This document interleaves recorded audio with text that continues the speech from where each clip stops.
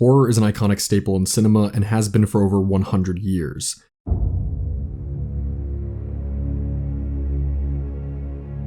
The genre has produced hundreds of classic films that have been and will be forever cherished by fans, cinema buffs, and the average moviegoer. Throughout time, the horror genre has derived many of its scares and important scenes from real-life actual tragedies. It's not uncommon for a horror flick to start with the words, "based on a true story," and many of them actually are, with most of the original story thrown away in favor of a more dramatic retelling of what happened. This time of year is absolutely perfect to discuss horror flicks, and for this Halloween, we thought we'd bring you something truly thrilling. One thing horror pulls from is inspirations from famous serial killers throughout the ages. Texas Chainsaw Massacre was inspired by Ed Gein. Psycho was inspired by Ed Gein. Silence of the Lambs, of course, inspired by Ed Gein. The House of a Thousand Corpses and Devil's Rejects films were inspired by, you guessed it, Ed Gein. Regardless of the fact that a lot are based on one particular serial killer, it's not uncommon for a film's premise to derive its twisted plot from a serial killer's infamous story. On this channel even, we've covered multiple disturbing serial killers that wound up becoming inspirations for large pieces of media. The Black Dahlia case got a film adaptation, the Zodiac Killer got a film adaptation, and perhaps most currently relevant, Elizabeth Bathory has inspired multiple film characters, and has even escaped films entirely to become a massive inspiration in the Resident Evil series. But what about the other side? We know of films based on serial killers, but what about horror films that inspired a killer? Believe it or not, there have been multiple confirmed cases of this. Though, as we'll see, the individual circumstances regarding many of these tragedies may certainly be interesting, to say the least. Whatever the case, today we're going to go through a list of some of the most heinous murders that took place in the name of a famous horror film. There are others that were inspired by non-horror films, such as Taxi Driver, Fight Club, and even The Dark Knight, but to keep this video somewhat consistent, we're going to strictly be discussing horror films.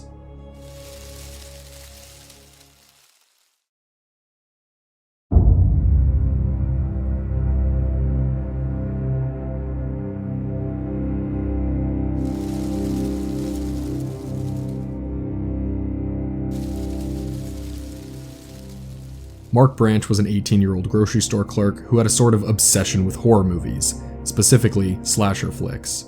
His favorite being the Friday the 13th series and of course its main attraction, Jason Voorhees. A local video store owner commented, "He rented strictly gore, period. The gorier, the better."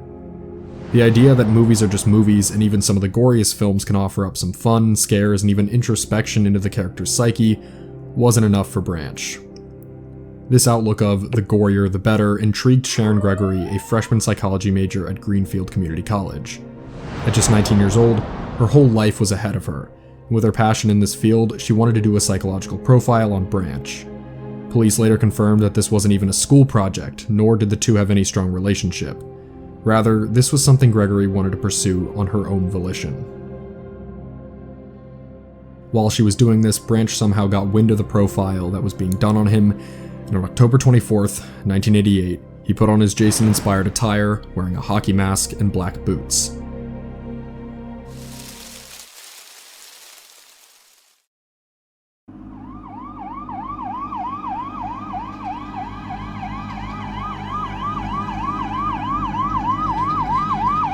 That night, Sharon Gregory's body was found by her twin sister in their bathtub.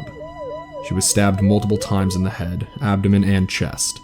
The police immediately began looking for Branch as their number one suspect after the Gregory family showed them the psych profile Sharon had created on Branch.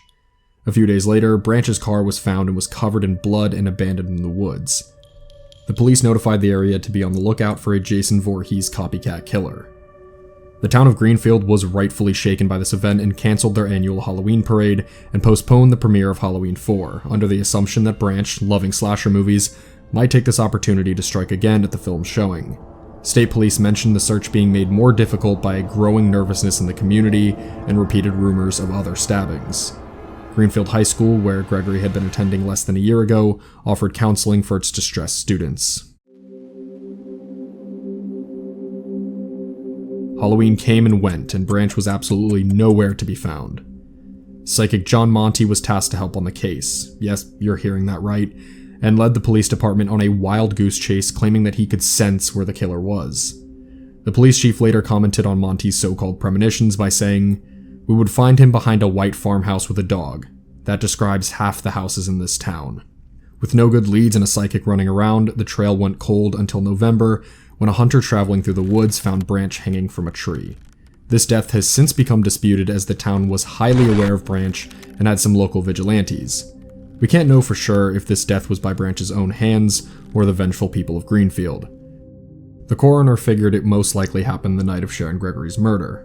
When the loose ends were tied up, the local media took the Jason-inspired story and ran with it, making it more sensationalized than it actually was.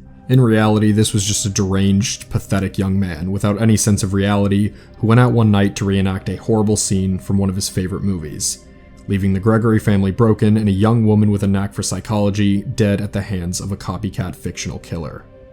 The Branch family denied any evidence to be published, and the paper psych profile on Branch has since been lost. This bizarre copycat killing ended with a quote from the police chief, David McCarthy.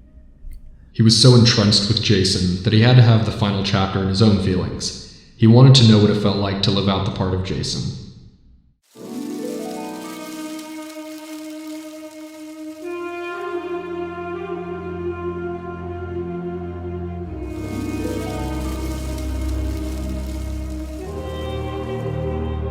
Nightmare on Elm Street is one of the freakiest 80s slasher flicks due to its premise of an invader causing death to anyone through their dreams, and its villain, the burnt-faced Dream Lord of Elm Street, Freddy Krueger, has become iconic.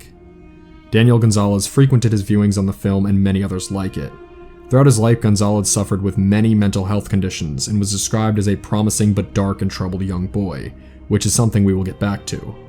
By the time Gonzalez turned 17, he had received some psychiatric help, though it's unclear as to exactly what that was, and also proved to be incredibly ineffective. When he was 24, he had no job and was living solely off of drugs and horror films.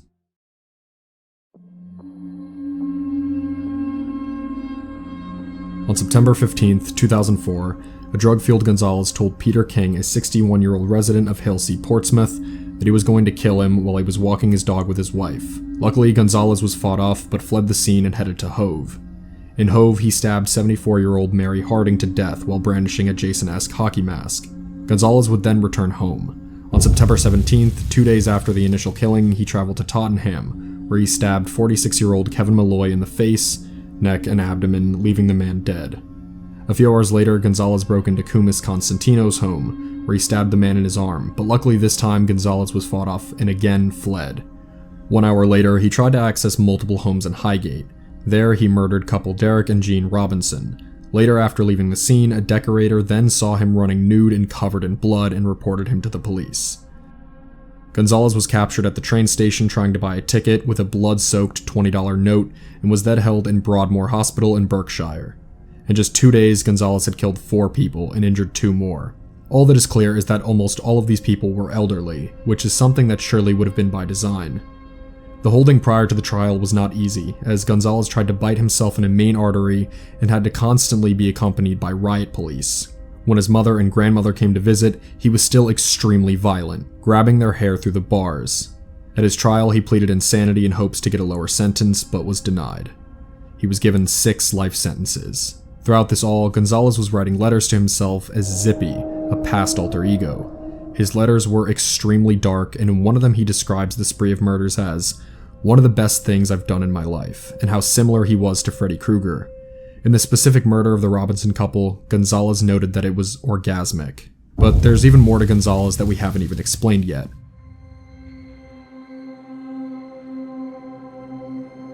Before Gonzalez went on his horrific murder spree, his mother tried to get him help. Many who knew about Daniel Gonzalez knew that he had some terrible mental health issues and was never really able to get the help he deserved, being ignored by authorities and social services. Through research, I saw some quotes from his stepfather that mentioned Gonzalez having paranoid schizophrenia. Something that is really chilling is the fact that we have some of the letters that were sent to social services by both his mother and himself. In one letter to social services, his mother cried, "Does my son have to commit murder to get help?" Which is absolutely chilling after discussing the events that did unfortunately transpire after Gonzalez was denied any professional help. One letter from Gonzalez himself said, "I really do need help now. I've tried to cope on my own like a normal human being without help or medication, but I have not managed to succeed. I was admitted to hospital in 1998 under Section 37 of the Mental Health Act. I do not want this to happen again, so I really need to go to the hospital voluntarily and receive treatment under the care of the doctors before my mental state gets worse. Please, please help me. This is very urgent. I really do need medical help to find the correct environment and the correct medication. I need to take this in a controlled hospital environment. Please, can you help me? I really would appreciate if you would help me improve as I am in a desperate situation. This desperate plea for help is once again bone-chilling considering what would happen just 1 year later, and the thought that a day could come where suddenly he snapped, and it officially was too late, is terrifying to think about. Around the same time, the European Court of Justice was reviewing life sentence cases, arguing that they could be a violation of human rights, and that they would review each case and redo the ones that didn't deserve a life sentence and new trial. Whether or not the courts were going to review Gonzalez's case is unclear, but before any consideration at all, Gonzalez was found dead in his cell at the Broadmoor Hospital. He had taken his own life with a CD case. At the end of the day, a human being took the lives of 4 innocent people and injured 2 more. In all ways, for reasons that should not even need to be explained, there will never be an excuse or a justification for something like this. But looking deeper into the case can at least partly explain why these things may have happened, which is always important to ponder. Gonzalez was a deeply unstable individual who clearly was a ticking time bomb, and sadly, the chances that there were to possibly prevent this were not taken, and innocent lives were instead. Gonzalez was a horrendous case, but this, in a morbid sense, could serve as a cautionary tale for authorities to look at and hopefully take more action when someone is in desperate need of help, especially when one's own mother is pleading that he could be capable of murder. To be fair, I'm sure it would have been hard to predict that something this horrific was to be in that range of outcomes, and in absolutely no way would we ever suggest that the blood should lie on anyone other than the man who committed these acts. But it is shameful and scary how easily these pleas for help were dismissed. When someone with warning signs this extreme is dismissed, it makes me think about all the other people that may message these hospitals begging for help that don't receive any. And in that sense, it's a pretty cruel and heartbreaking reality to think of. Taking this case earlier may have spared the lives of 4 innocent people that we hope are resting easy. For now, we can only hope that future cases similar to it can be stopped before they even start.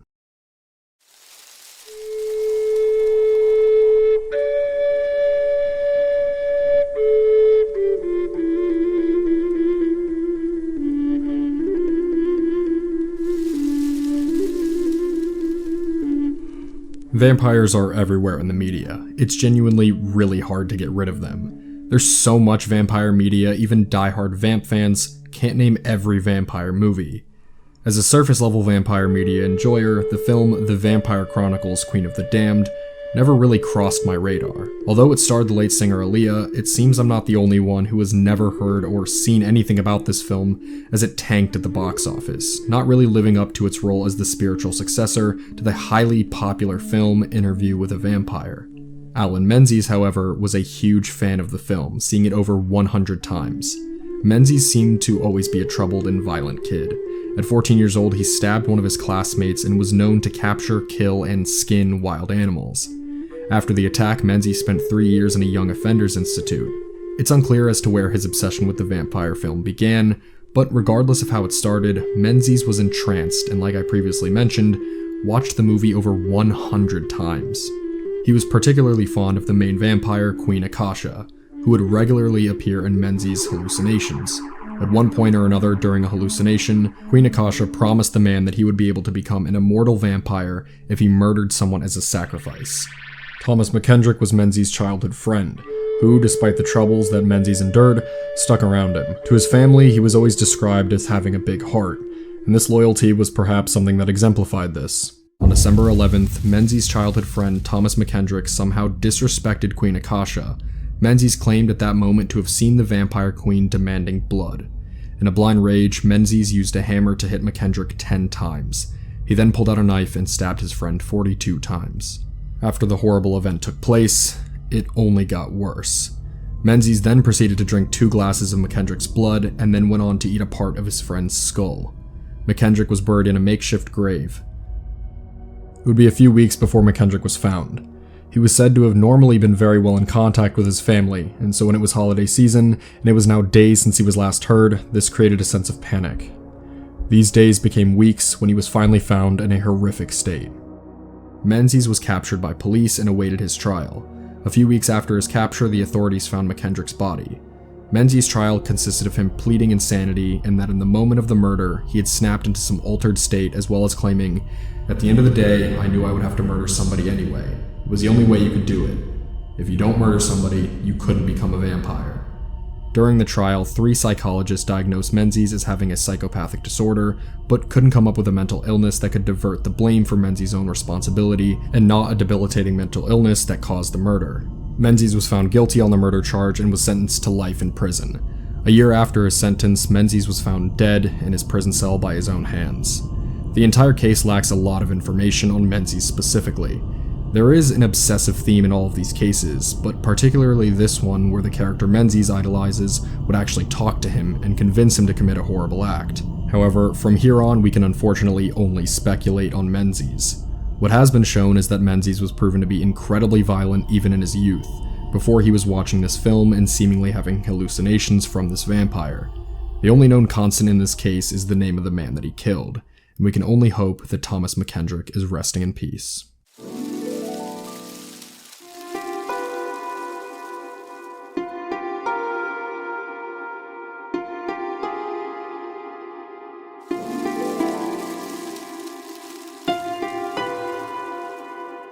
Michael Myers is the slasher, the mass killer who essentially popularized the slasher genre. He wasn't the first, but that's a topic for another time. Halloween was huge, being the most profitable independent film of all time. And of course, coming out of that were its many sequels, all starring the silent, cold, slow Captain Kirk-faced killer. In 1981, Halloween 2 was released, and wasn't as well received as the original, but to this day it does still have its fans. One of those fans being Richard Delmar Boyer. Not much is really known about Boyer's life, at least nothing on the internet that I could find. One of his only major notes was that he was a handyman. Francis and Eileen Harbitz were neighbors of his, a very polite elderly couple that seemed to be on good terms with Boyer, as he was supposedly good friends with their son, William. This was so much so that they would invite him over for dinner, and even loaned him money and hired him to perform odd jobs around their modest home. On December 7th, 1982, Boyer was once again invited to have some dinner at their house, and it seemed that things began relatively normally. They were supposedly conversing while eating soup when suddenly, Boyer seemingly snapped and stabbed Eileen 20 times in the neck, chest, and back, and stabbed Francis 23 times. As he left, he took $50. Their son had found their bodies nearly 5 days later in a pool of blood.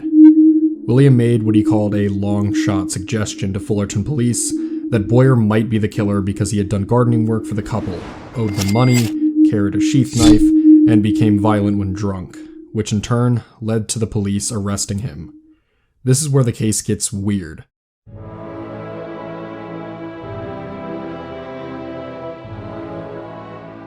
As this action actually sparked a controversy at the time and led to some issues down the line, which we will soon get to. During the trial, Boyer confessed to the killings and said that he went over to the Harbitz household to borrow money.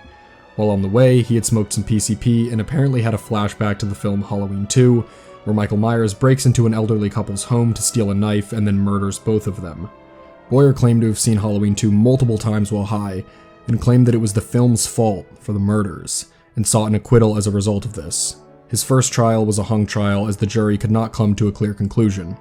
In 1984, during his second trial, a psychopharmacologist testified that the murders were indeed a drug-induced flashback to the film. Halloween 2 was shown to the jury, marking it the first time in United States history a future film was used as evidence in a murder trial. At the end of this trial, he was found guilty and sentenced to death. However, in 1989, Boyer was retried due to his Miranda rights being violated on several occasions. The justices held that Boyer had been taken from his home to police headquarters and questioned at length before there was sufficient evidence to justify an arrest. Then after Boyer called an end to this questioning by asserting his right to silence and legal counsel, police improperly resumed the interrogation in violation of his rights under the so-called Miranda rule, the court said. To make it worse, this so-called long shot that William gave was not considered sufficient enough proof to arrest, but they came to his residence, arrested him, and during the interrogation when Boyer asked if he was under arrest, Detective Richard Lewis repeatedly dodged the question. When Boyer stated that he didn't want to talk anymore and wanted a lawyer, Lewis told him to sit tight. In 1991, they had found that Boyers was linked to another murder, that being of John Houston Compton in 1980.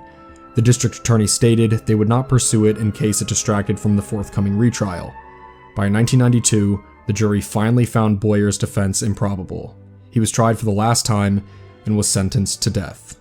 As it stands today, Boyers is still in prison. What truly makes this case stand out among the others we discussed, besides the fact that it was full of several blunders, is that it's almost identical to the murder that happened on screen. It's not just inspired or a copycat, it was an almost one-by-one horrifying real-life recreation of a horror scene, which really sets it apart from almost every other case of this sort.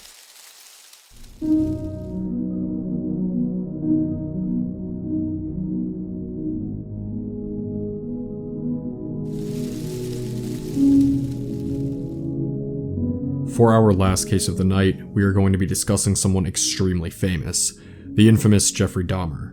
Now, Dahmer has been covered to death on YouTube and documentaries, books, and just about everything, so you won't hear the entire story here, as many other creators and historians have covered it way better than we ever could. However, there is a side to the Dahmer story I've really never heard. Granted, I never really knew much about his story anyway, but this really intrigued me while researching cases for this video.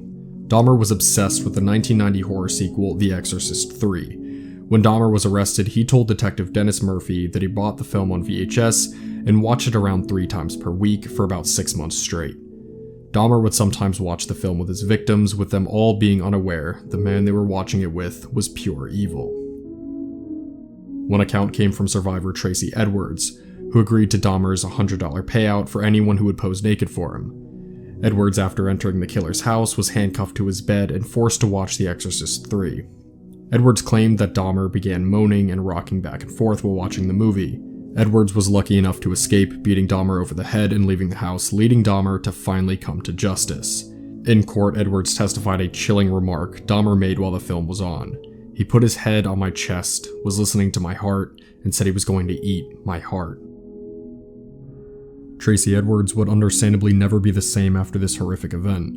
After this incident, he was left homeless and was in and out of different shelters, and was reported telling his defense attorney that he would, in quotes, never be able to be the same. He stated that he would have frequent nightmares, and then began suffering from alcohol and drug addiction, among other things.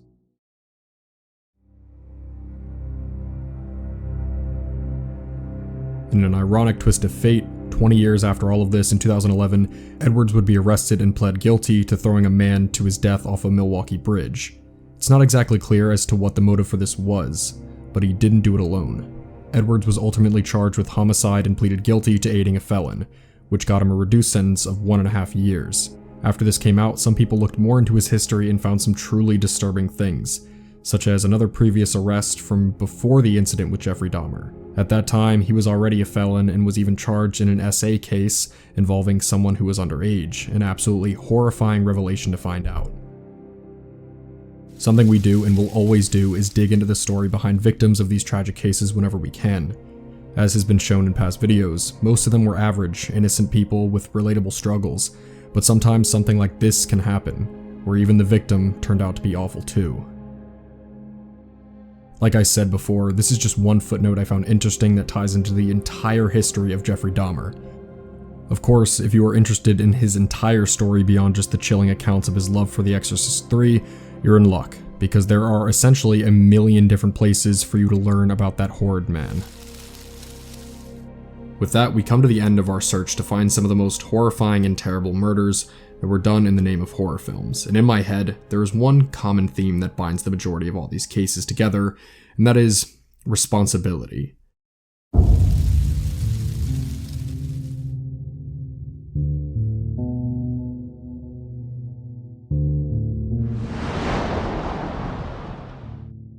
The big theme and takeaway here for me is that of responsibility, and how all of these people tried to divert their own responsibility away. For whatever these people want to say, these things still happened with their own hands, and there will never be any undoing that. With this theme of responsibility coming up, I find it important to ponder the notion of whether killers are created or just born, a subject that has for a long time been quite the debate. Oftentimes, I see what seems to be an overwhelming level of sympathy towards many killers, and how many of them are tragic since they were meant to end up this way. Even in this video, the case of Daniel Gonzalez in particular is one of those. While it is true that he and the majority of other killers are dealing with extreme undiagnosed mental health conditions, abuse, and other sorts of extremes, there are also sadly millions of other people that deal with many of these very same things that don't go on to become humans that cruelly and selfishly take lives. Daniel Gonzalez claimed that he couldn't possibly be held responsible, for it was just his alter ego. Alan Menzies claimed that he couldn't be possibly held responsible, for he too was in an altered state. Richard Boyer claimed that he couldn't possibly be held responsible, for it was the film's fault for invading his mind at that moment. The notion that a movie can in fact inspire someone to commit murder is also an interesting one. While this video was themed around this fact, after hearing all that we have heard today, I would like you all to think about whether these movies really served as inspirations for these heinous acts or not. Some of these killings featured memorabilia from specific films. Some of these killings even mirrored certain scenes in horror films. But obsessing over a movie or any form of media is not ever going to serve as the true inspiration or motivation behind taking entire lives. There will always be much more to it. Unfortunately, this thought process is one that is still sadly very common. Today there is so much to be said about how video games directly lead to violence, or that violence in video games are inherently negative. In the most extreme of cases, certain games have been blamed for horrible tragedies by media outlets and people. How different does this sound than Mark Branch, where the media latched on to an arbitrary connection to Friday the 13th and ran with it, causing pandemonium for months and supplying a scapegoat.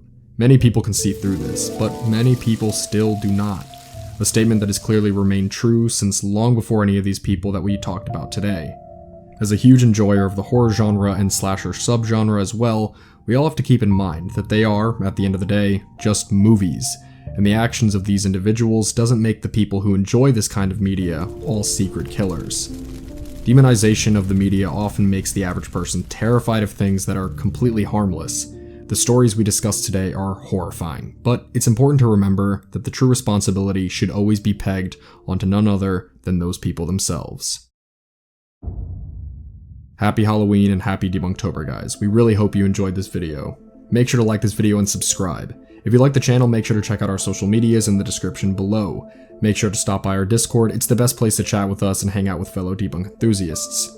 Of course, if you'd like to support the channel, please head over to our Patreon Debunk Plus. Only $1 a month and you guys get access to videos early, script PDFs, whatever random stuff we decide to put up, and more.